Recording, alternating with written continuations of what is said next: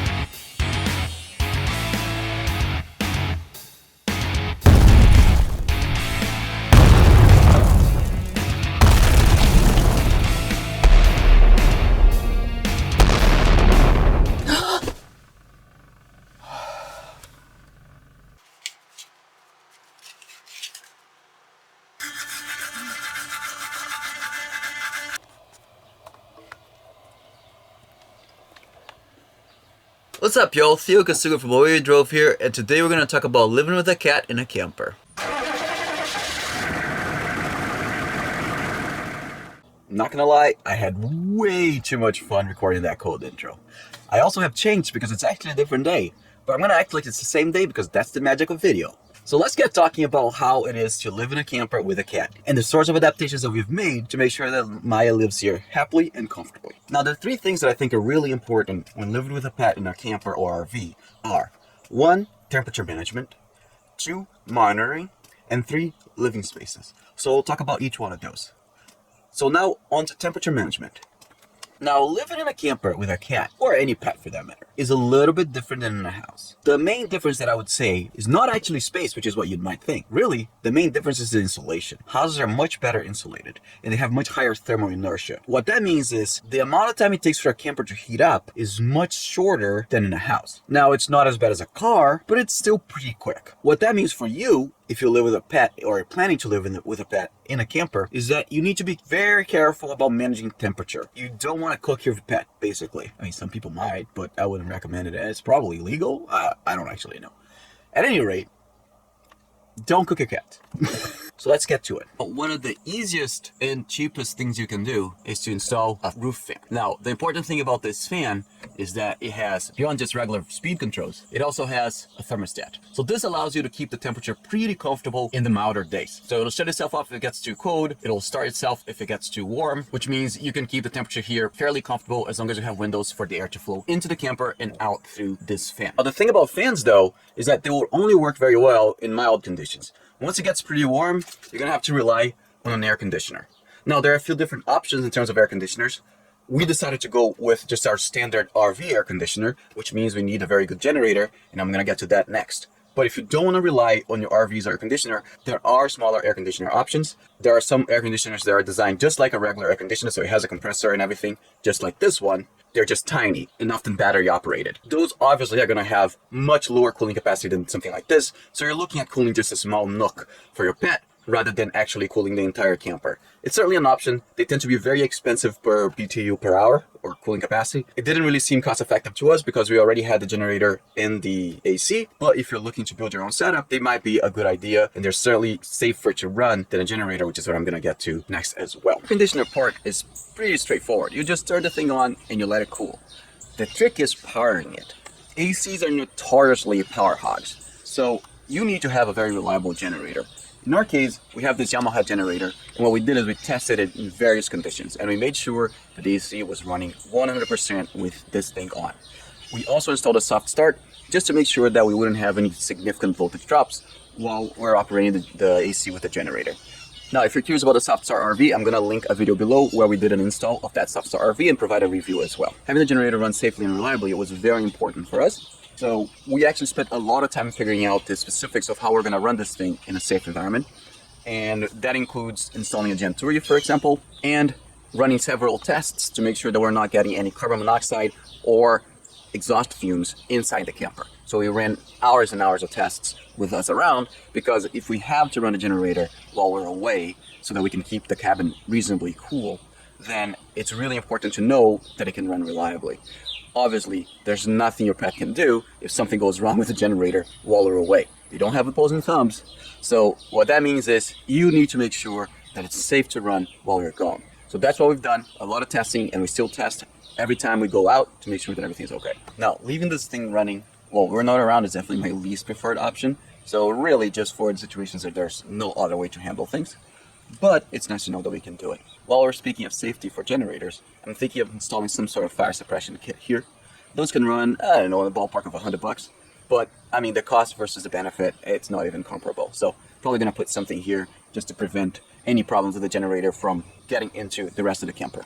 The whole setup with the generator here, which has a lot of parts, as you might be able to tell, that actually got pretty complicated. So that's going to be a separate video, but just know that we have this set up so we can ground it properly, which you should always do. And then we also have a Genturi that attaches to the exhaust pipe, which is over there. And we have a setup to get the generator out of here so that any fumes that are still leaking can get out of the camp. I'm going to make a separate video about that, but just know a lot of work went into making sure that this thing can operate safely. Now, we haven't talked about heating yet. Heating is actually a lot easier than cooling. So being in cold environments is a much lesser concern for us with respect to the cat than being in a warm environment. It's pretty easy to heat. You burn some propane and you've got more than enough heat to keep the camper comfortable. Not so much with cooling. Cooling is a much more complex process. So that's why we focus so much on cooling here. Heating is just a lot easier. Make sure you have one, if not two, carbon monoxide and propane detectors.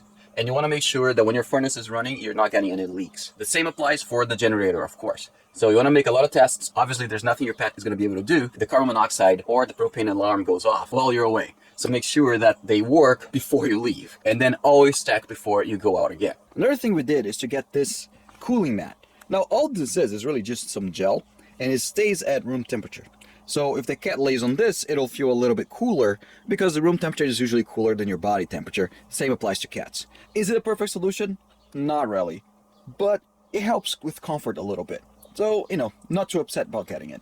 Okay, that's temperature management. So now let's talk about monitoring. We got this little thermometer / hygrometer. I mean, obviously humidity is not as big a deal, but temperature is a very important deal for cats.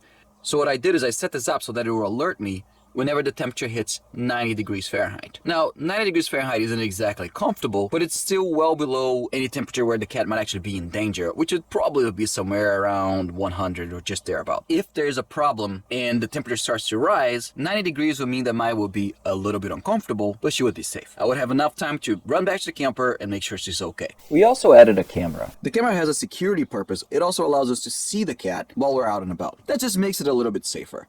Now, what I did is I bought a camera that's powered by USB, and I made it so that I can unplug it pretty easily. Of course, cameras, there's all the privacy concerns there, and I only really need it when I'm not around. So what I can do is just unplug it, and not even the best hacker in the world could get into this camera if it's not powered at all. Another thing we got that I think is really helpful is this little tracker here.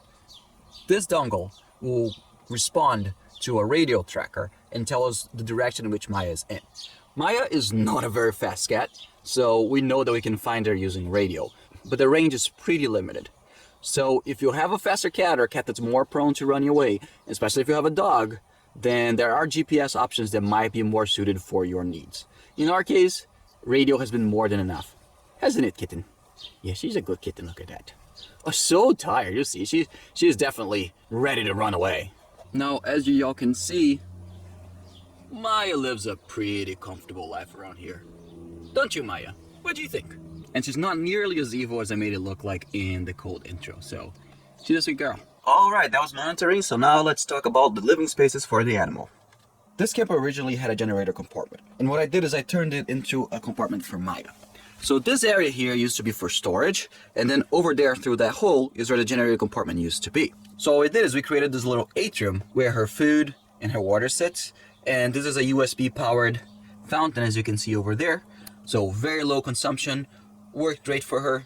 She has access to water at any time, and it's nice clean water. Cats can be pretty finicky about that, so it's nice to have that option. I will say this particular one, the furry baby, the walls are a little bit low, so I might modify this so that it'll work a little bit better on the road. Otherwise, I'll have to use a bowl for when she's driving and then switch over to the fountain when we park. Now Maya can very easily get through here and get into her litter box, which is over there. I'm gonna spare you showing how that works because I think we all know what happens in the litter box and it's probably not something you want to see. So I'm gonna cut here and I'm gonna show you the outside of that. Alright, so this is the outside of the litter box compartment. And what I really like about this is, one, we've insulated it so Maya is comfortable even when she's in here. And two, it's accessible from the outside, which means we can clean without really creating all that dust on the inside of the camper. This helps a lot with smell. It's a small space, you don't want to have all that smell concentrated, and this really comes in handy for that. Now, if you really care about the smell, what you could do is install a fan here and just have some sort of air circulation going on, and that way anything that's going on in here, you know, any number ones and number twos, the smell is going to get sucked out of this compartment and into the atmosphere. So that is an option. Never really felt like it was necessary, but it is possible to do if you really wanted to. Now the other thing is to use like these odor destroyers. So we have a couple of different options here. It just helps keep things smelling a little bit nicer. Use this litter box here.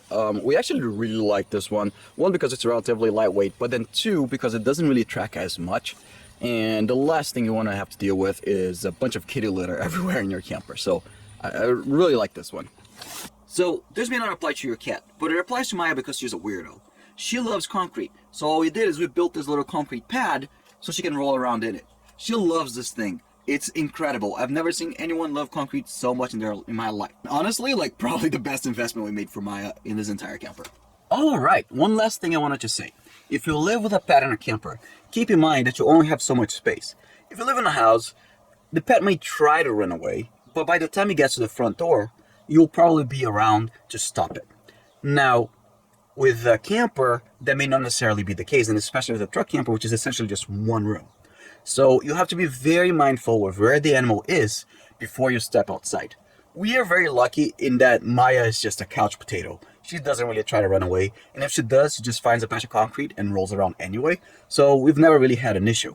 But if you have a pet that likes to run away a lot, be very mindful of that. And if you haven't bought a camper yet, consider whether you should get something that allows you to lock the pet in a separate room while you're stepping outside. So something that has, you know, like a separate bedroom or something like that. It just will make it a little bit safer and will save you a lot of heartache. Alright y'all, so that was our short little description of what it's like to live with a pet in a camper. We hope this helps you set up or think about how you're going to set up your camper so that you can live with a pet as well. Keep in mind the safety of the pet is always the #1 concern. And then beyond that, you also want to invest in your own comfort to make sure that you have a happy life with your pet in such a small space. So we hope this helps you out. Don't forget to like and subscribe, and then check out our channel for more interesting videos like this. Thank you very much, and have a good one, y'all.